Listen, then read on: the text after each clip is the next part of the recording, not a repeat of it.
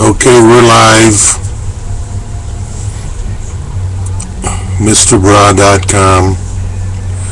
We're here talking about bras, corsets, girdles, bridal bras, foundation garments, and other control garments.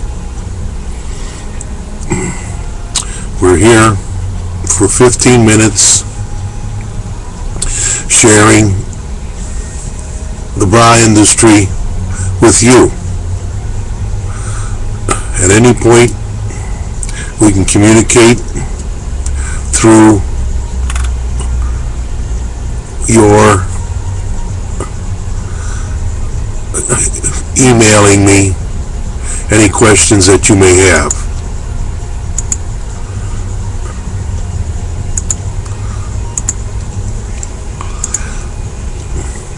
And I will reply. Old school bras.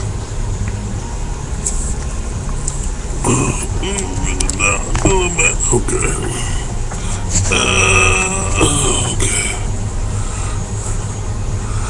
Bras, corsets, girdles. Reduce the resolution. Okay, I reduced the resolution. Okay. It says my computer can't work with the higher resolution. I like it mid. See if it takes that. See if I have a problem. It worked fine the other day. The bra industry in America basically started in New York, Madison Avenue, in the late 60s, 70s, 80s, and early 90s. I traveled to New York 5 times a year. Basically worked Madison Avenue. I worked with the buying offices, major department stores, specialty stores. Then in the early 90s, we opened up this retail operation, and then the internet business. The bra business has been around for a long time. It started in the, let's say, 40s. After World War II is when it really blossomed. And if you wanted to buy a bra, New York is where it started. And from there, it blossomed throughout the United States. In the 30s, 40s, 50s, after World War II, it grew tremendously. You would find a bra shop or corset shop in every major avenue. Before the big malls, we had avenues. In other words, major streets within a specific city that had retail operations. And usually within, if it was a good sized city, you had a bra shop. And you went to the bra shop as a female, and you were fitted. It was called service back then. You don't get service anymore. You go to a department store, you go to the rack, you grab a bra, you try it on. They call the girls in the department stores fitters. Not really. You may get the manager of the department that could possibly be a good fitter. Usually department stores are playing with the smaller sizes, 32, 46, maybe a 38 BC. You know, there's really nothing to fitting that size. There's very little tissue there. Your breast is basically tissue. All it is fatty tissue. And obviously, as I've discussed before, all breasts are different. And now with the increase in implants. In fact, I just worked with a girl today. She had an implant. Her husband wanted larger breasts, so she had surgery and had an implant to make the breasts larger for him. And you find, quite honestly, more and more of that today. Women having surgery because the man wants his wife, spouse, girlfriend to have larger breasts. And, well, this girl today, she has them. I don't know whether she's really happy that she had the surgery. She was looking for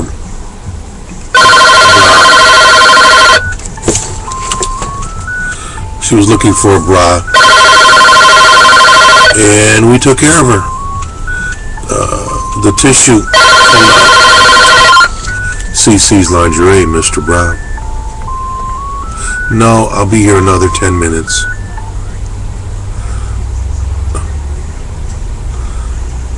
Okay, I need you to do that.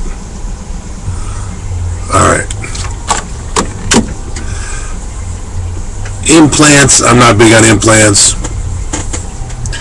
The natural breast has weight.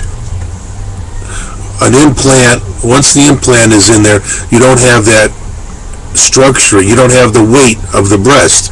Implants, basically, you point straight out. The bras are manufactured for the weight of the breast to nestle in the cup. That's the way you get the proper fit. When you have an implant, they point straight out. Basically, they point straight out. There's no dropping or weight. Your breast has natural weight and it drops.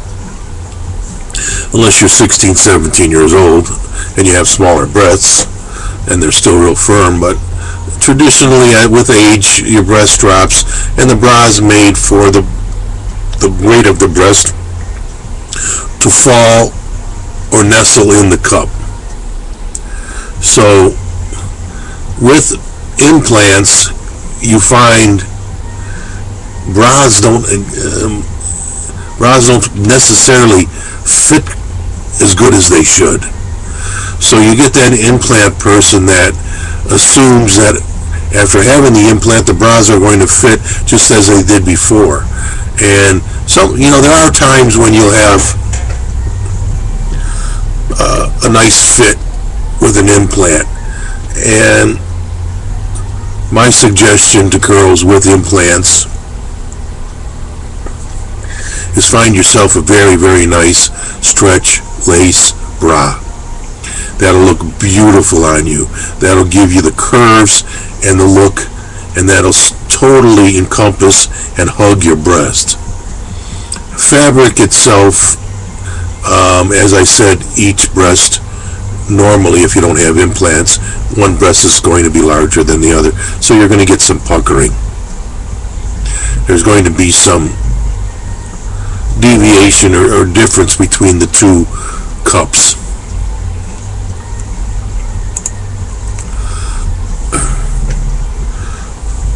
As I said, also, what I do is specialize in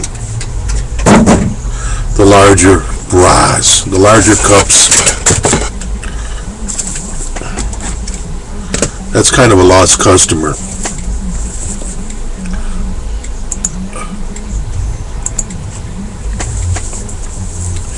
Here you'll have one of my larger seamless bras.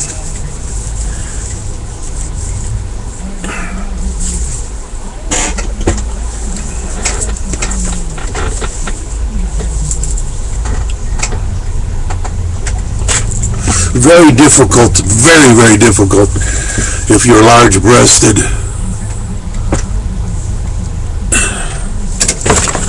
Find a full cup, super full cup, seamless. I have them, I carry them. I have them in the size, in your size, and they're in stock. The key word here is in stock. I love keeping inventory. I love keeping stock. Without stock, you're not a bra store. You're a warehouse. You're a mail order house, and I'm not a mail order house. You don't wait for your merchandise when you contact me. I have it now, and I have it for you to purchase now. walk out the door with it. Old school 40s, here's like an image of from the 1940s. Girdles were very, very, very big. That's an old school strapless as well. Girdles were very, very popular back in the 30s, 40s, 50s, even 60s. You wouldn't find, women liked that control. They had to have that perfect shape. So you found quite a few girdles. Girdles sold very well back at that point. I still sell girdles, and girdles do sell quite well. My brides want that perfect look, that perfect shape, and when I put a girdle on them with the right bra, the bridal bra or strapless bra, they look absolutely great. I mean, they would have a smile on their face like you can't believe. It makes me happy, makes them happy, and it also makes the seamstress for the wedding dress happy because the line is perfect. It's much easier for her to work on the bridal dress. Full figure women, the larger frame, that's what I work with.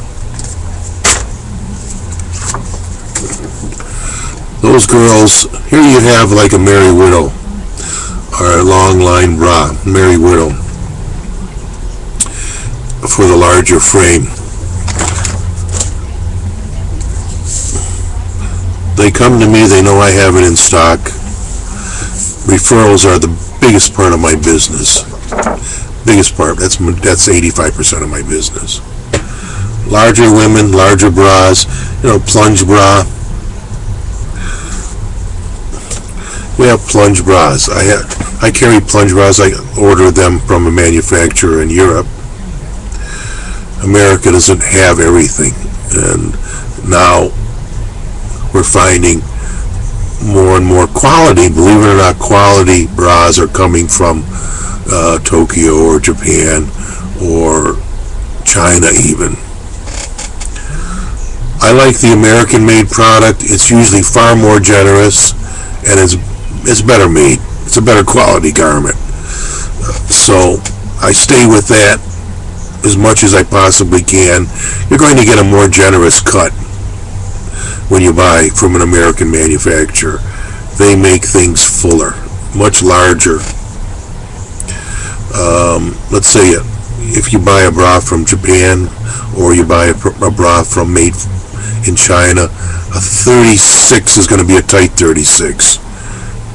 A 36 in American made is going to be a more generous 36 band. Fit is everything in fitting a bra. The woman has to be comfortable. You have underwire, you have non-underwire, you have front closure. Usually front closure sells well in my business, or for the older woman, or the woman that has arthritis, can't turn the bra around, has to hook it in the front. And usually the larger breasted woman, if she needs a front closure, it's going to be a non-underwire. You won't find larger cups. I mean, when I say larger cups, I'm talking FGH in a front closure with a wire. It's going to be a non-underwire with a bank of 4 or 5 hooks in front. So it's just easier for the girl to put on. Traditionally, it's an older person. I also have posture bras. I sell quite a few posture bras, back support bras. The older girls love back support and posture bras. It gives them support. With age, you get the Dower hump. It keeps their back firm, gives them support. I sell a lot. I sell quite a few of those to nurses. people that are in the service industry that bend down. Also sports bras. I have killer sports bras for the larger female. Well, our time is up. Good talking to you. Hope to see you next time. Bye for now.